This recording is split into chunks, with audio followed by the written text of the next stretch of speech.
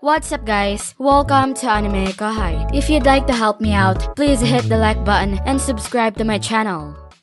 I was taken aback by that response. The greatest forces in the Empire not knowing each other's identities also astonished me. Why would they act in that way? Answer. The presumable intent is to prevent betrayal. They can't work together or overthrow each other if they don't know each other's identity. It isn't very thorough, but I suppose that's how cautious they are to ensure the safety of the Emperor, huh? Although it makes sense, it also appears wasteful and ineffective. If they are allies, then they should have worked together from the start. Gadra laughed as he conveyed his opinion when I said as such. Rimuru-sama, may I be allowed to speak in a less respectful manner? Of course. That is certainly acceptable for you to do. Please pardon me for the moment, Gadra said.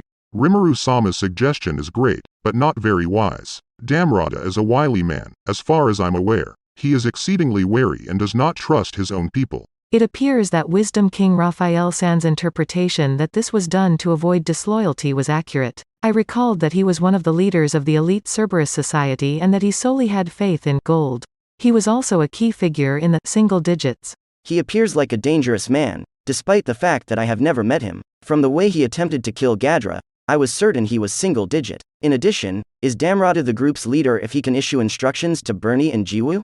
Gadra denied it when I pressed him on it. No, the deputy must be Damrata. Tatsuya Kondo, in my opinion, is the leader. He was the head of the Imperial Intelligence Bureau, as far as I could remember, and hence one of the targets of Gadra's search. Gadra admitted that he didn't know anything about the other man. Since we didn't know much about him, I guessed that Gadra was persuaded when Damrata's true identity was revealed. Everyone on the Imperial side was feeling resigned and wondering how much they really knew about him. Bernie and Jiwoo shared some important information with us, as if there was no purpose in keeping it a secret at this time. Gadra was correct. Damrata was the Imperial Guardian's vice commander and the second-ranking official. I was unsure of Kondu's status as the group's leader, but I was certain that Damrata was a powerful figure.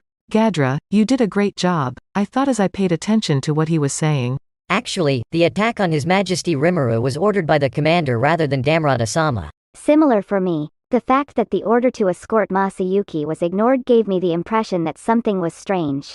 To get Masayuki to believe her, Jiwoo claimed to have even prepared a tale about the saving of a particular village. Jiwoo claims that after Masayuki rescued her life and she was offered a job as compensation, she eventually joined the guards. If they were going to disclose themselves at the same moment, it would have been preferable if they had collaborated from the start. I concur with you. I always thought I was using Masayuki to keep you from suspecting me because it was the best chance for him.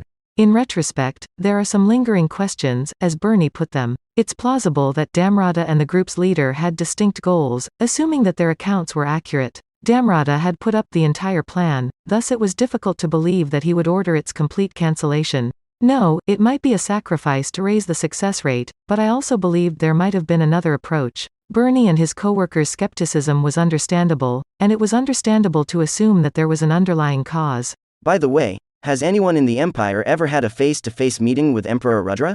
I asked this because I was curious. Gadra was the only one to raise his hand. Are you kidding me? You don't even recognize the faces of those you serve? Benimaru murmured incoherently and appeared startled. He certainly doesn't appear to be a ruler. He is so amiable that he buys food from local stores and talks to everyone. Hey.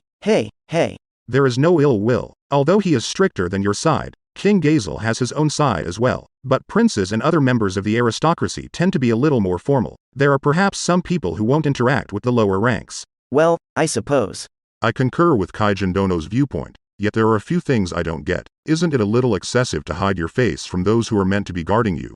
Well, yes. I don't think I can take part in that in any way. Kaijin quickly agreed when Rigard voiced his opinion to him. I suppose it's odd, isn't it? It's an anomaly, not so much strange. Bernie, if it's okay with you. Hakuro responded to Gapta while asking Bernie. What's that? How is it that you, the Emperor's protectors, are unaware of your lord's face? How are you going to defend your lord? Bernie, under his piercing gaze, speaks with newfound vigor.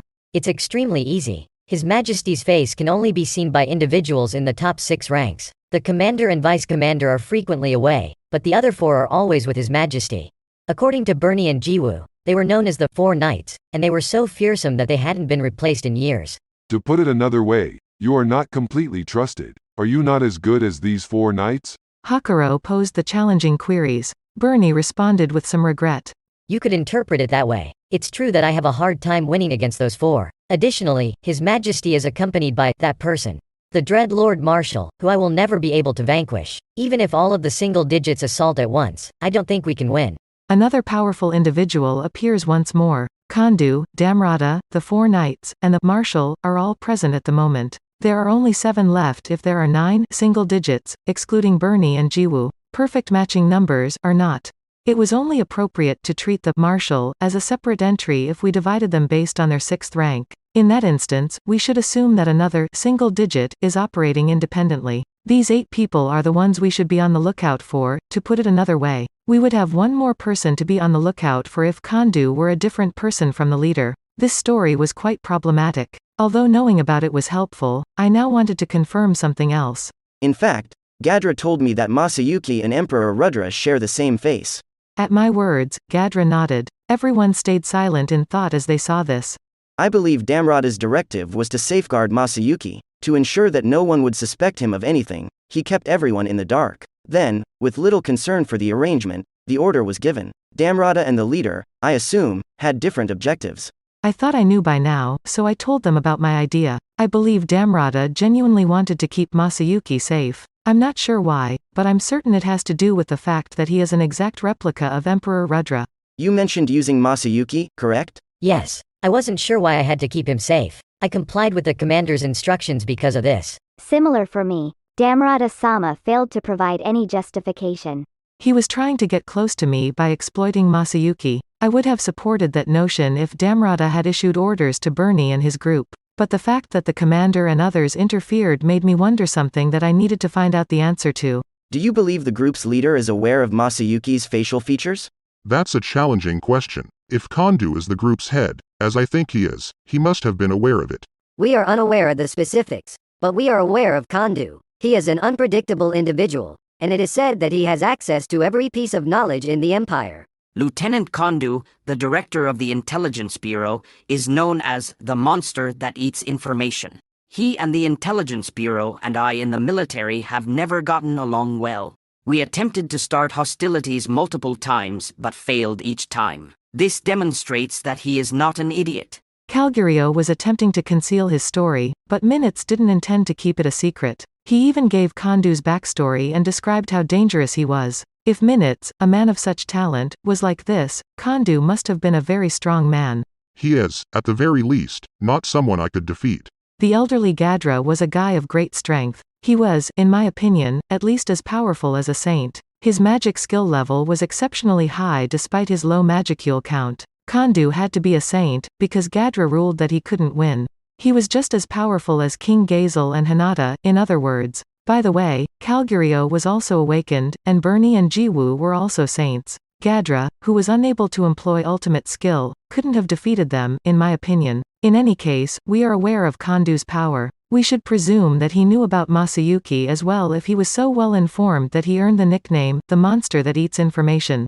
Kandu must have had a different goal than Damrata if he knew about Masayuki. Masayuki was attacked by Bernie and his group with such ferocity that they didn't care whether he perished. This is against Damrata's directive. When I mentioned this, Bernie said something difficult to utter.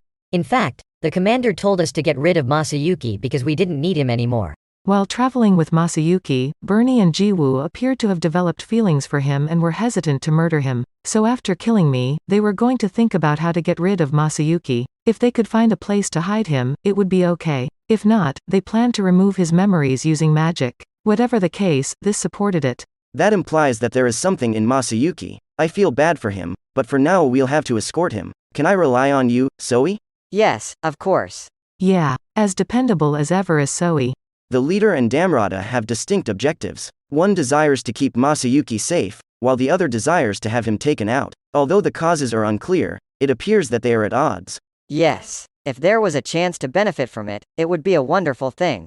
We can't be so optimistic, but it's good news that our adversaries are not single-minded.